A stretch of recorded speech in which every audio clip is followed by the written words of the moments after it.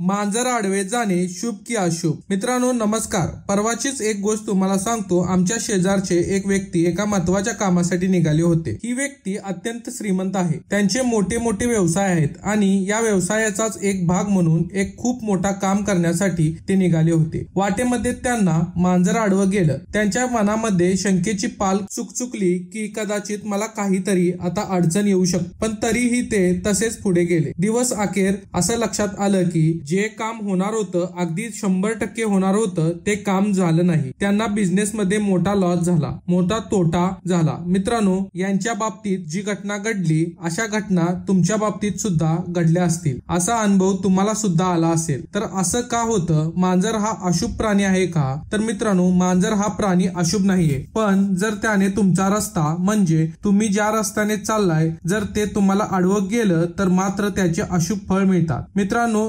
धर्मशास्त्रामध्ये असं सांगितले की 3 पापी ग्रह आहेत, शनी, राहू आणि केतू. त्यापैकी राहू हा जो ग्रह आहे, या राहूचं वाहन आहे मांजर. आणि अशी ही मांजर ज्यावेळी तुम्हाला आडवी जाते त्यावेळी राहू दोषाचा जो परिणाम होतो तो म्हणजे तुमचं काम होत नाही. राहूचा दोष तुमच्या कामामध्ये येतो आणि या राहू दोषामुळे काम अपूर्ण राहतं, ते पूर्ण होत नाही, असफल होतं. तर मित्रांनो, असा हा अशुभ परिणाम जर दूर करायचा असेल तर खूप सोपा उपाय ज्योतिषशास्त्र आपल्याला सांगतं. ज्यावेळी असं हे मांजर तुम्हाला आडवं जाईल त्यावेळी तुम्ही जरासं पुढे जा आणि मागे वळून थुंकायचे. तुम्ही आता खरं तर स्वच्छतेच्या दृष्टीने ही बाब चुकीची आहे. पण मित्रांनो, जो लॉस आपल्याला पुढे होणार आहे, जो खूप मोठा तोटा पुढे होणार आहे, तो होऊ नये म्हणून हा उपाय करणं हे मला वाटतं श्रेयकर आहे, योग्य आहे. केवळ कदाचित थुंकायचं आहे पाठीमागे बघून, त्यामुळे हा दोष निघून जातो. राहूचा जो दोष तो निघून जातो. तर मित्रांनो, तुम्हाला जर मांजर आडवं गेलं तर हा उपाय नक्की करा. मांजर आडवं जात म्हणून मांजराचा